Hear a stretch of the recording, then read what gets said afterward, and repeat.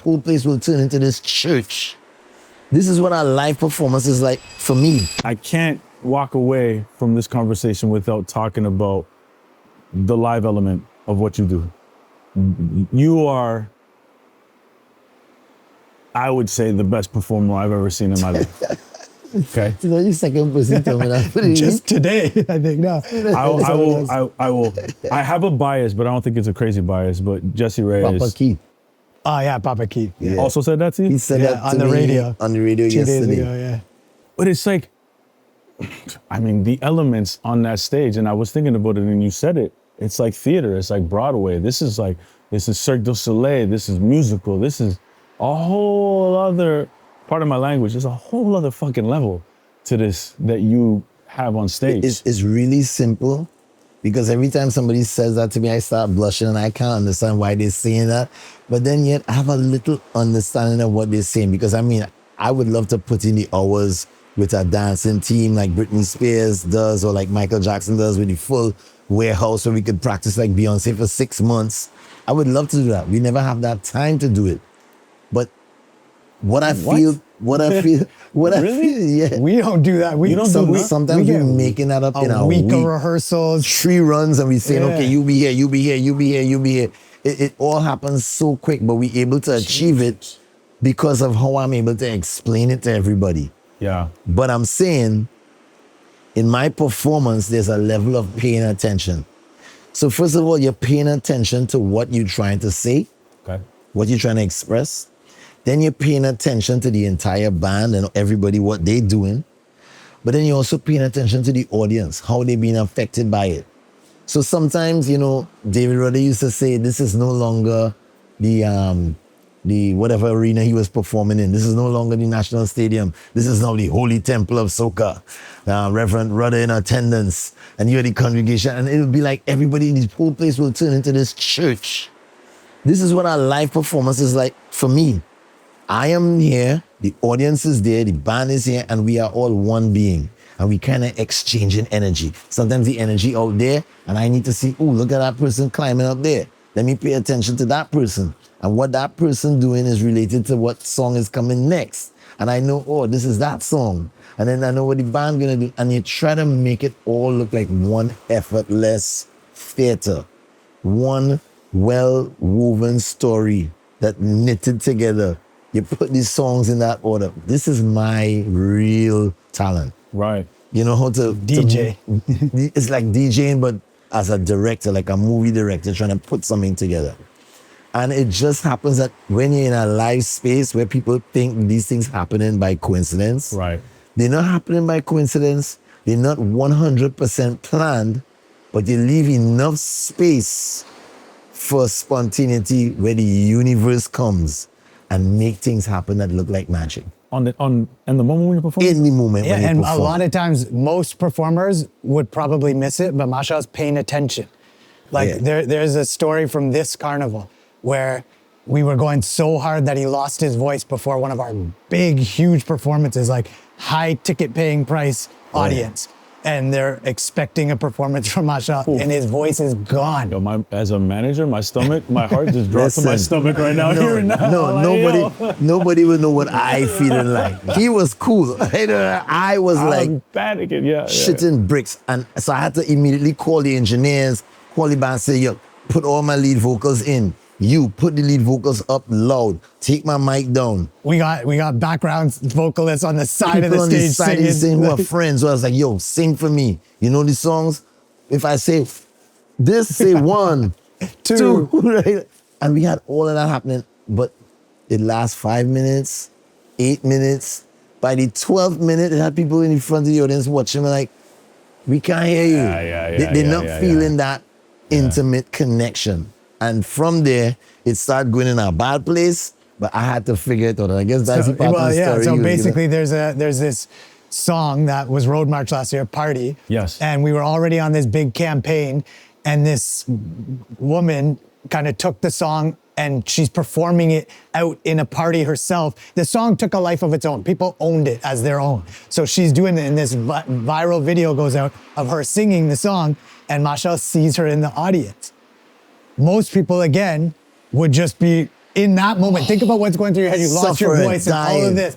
He's like, savior, pulls her out of the audience and brings her on stage and makes her a part of it. And the nation already adopted her as like someone that they fell in love with because this song and this video went viral. So then she has the moment on stage where Machel and her are meeting on stage. Unplanned. And she unplanned it. We couldn't And she plan was that. talking about how hard she worked and left her job to come to this fed just to see me and to come to the front of the stage just for me to see her. Right. She didn't know what was happening with me. What's up, everybody? It's Mauricio Ruiz, founder of the Manager's Playbook. If you've seen the podcast, you know I talk a lot about how the music business really works. Not the theory, but what it actually takes to build a career that lasts. Listen, I spent over 17 years working behind the scenes with artists, managers, and teams, helping them make smarter deals, build systems, and grow careers that actually scale. And there's one thing that I've learned. Most people aren't lacking talent. They're lacking a playbook and someone to help them execute it. That's why, for the first time ever, I'm opening up the Manager's Playbook Mentorship Program, a hands-on program where my team and I personally help you get clear on your strategy, build real momentum, and make better business moves in the next few months. Now, if you're serious about taking your career or your artist to the next level, this is your chance to work directly with us. Spots are limited, so don't wait. Click the link below, learn more, and book your call today. Let's build your playbook together. Now back to the pod. It becomes this whole bigger thing that, people will feel like you planned it. Yeah. But that's why I always say, be careful what you wish for, and don't be afraid. Don't be afraid to not know the outcome. People tend to not do something if I wouldn't get married because I don't want to get divorced. Or I wouldn't make this step because I don't want to lose my money. But sometimes if you make a step, you know what you want, so you have clarity. You're not sure, so you don't have full confidence. But what you could dream of is very limited. What you could dream of or wish for is related to the past, what you have experienced. It must be related in some way to what you've experienced. But the universe could give you something way beyond what you could dream of if you just go. Stay open to Take the risk. Yeah. Stay open. And I heard a lot of artists say things like this already. I couldn't believe that I would be sitting here today. And that experience has happened to me. Sitting in Guyana, watching 40,000 people in a stadium waiting for me, and all 2 miles of cars, traffic jam, and I'm the only artist. And I'm in my robe in my hotel room watching this, getting ready to go on stage. And I couldn't believe this is 30-something years later. And this is for me, the little kid who was in the band room just trying to sing in his friends' birthday parties. I would have never dreamed that. But yet here I am, and it happening. So it means that sometimes, you have to really, really plan 80%, but stay open for 10 and stay open for the next 10 to see what is there that is coming toward you. Yeah, That's a what real- makes the live performance That's a real special. entertainer, I think, like being present. And And knowing that the audience is just as important a part of this performance. They're everything. But, and that's why, yeah. like the Grateful Dead, right? We always talk about how the following and Love the Grateful Dead. people will Yeah. go show after show after show after show because each one is tailored to the group of people that gathered that night. Yeah, Right. yeah. So in the same way, you can see, and it happens. You said 7 nights, 16 shows. You'll Fans. have same people going to a lot of them, and then they'll fly to all the other countries, and it might be a similar set list, but the show is completely different. That's what I was gonna say. Every show's different. Always. For me, I will sit down every show. They will always ask me, what's the set list tonight? We have a set list WhatsApp group. And And not only that, the science of where Machel, like, because we have to fit it into different formats, 45-minute sets. We're on a festival, we have 30 minutes, or we Right. have the promoter wants 2 hours. So Machel introduces, I use it for other artists now too. We time everything, like, so now we know segments, like, and we can take this as a little module and plug it into this set list, and we know exactly how long it will take. Yeah. Right? So you're mapping out like a scientist these I'll set put lists. 40 songs on the set list and I'll know which 15 of them I do 2 minutes of, which 5 of them I do 1 minute of, and I'll just keep shifting, and boom, we land on 45 minutes every time, or 75 minutes every time. And I just know how to, but on certain nights, according to where I am, I'll do something different, and I'll do something that was not on the show, something that is new, or something that I know or something that's local.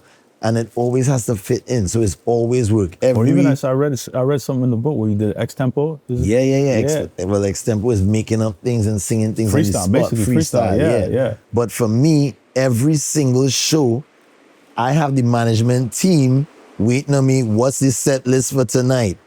And I'll have to send it. Yeah. And then we'll have to try it out in soundcheck. And then they'll be like, should we print this? 1 hour before we should print? Because it's going to change. And I'll be like, no. You know what's going to happen?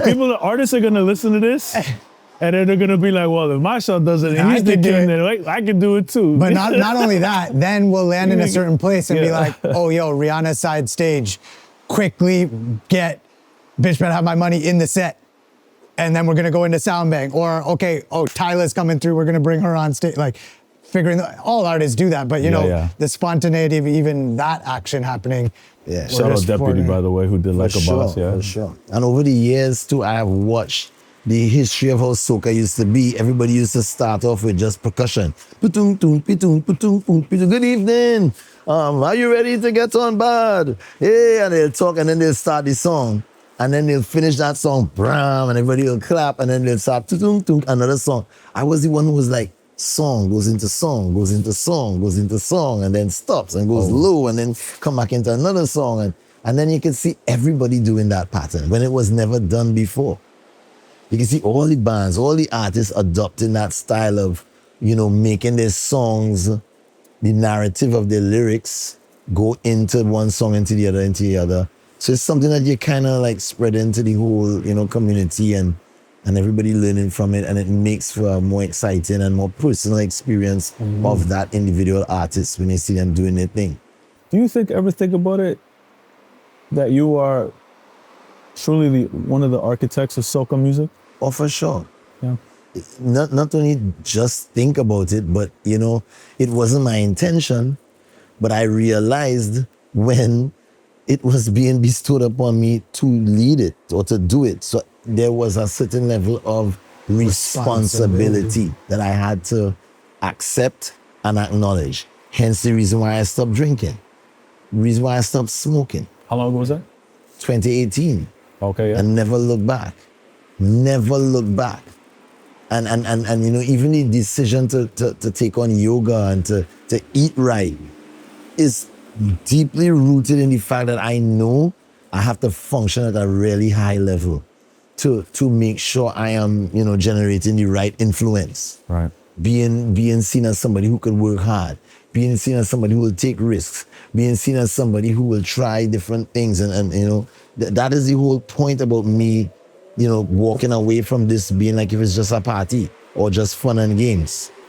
I know the responsibility of it, but sometimes you have to acknowledge that and own it.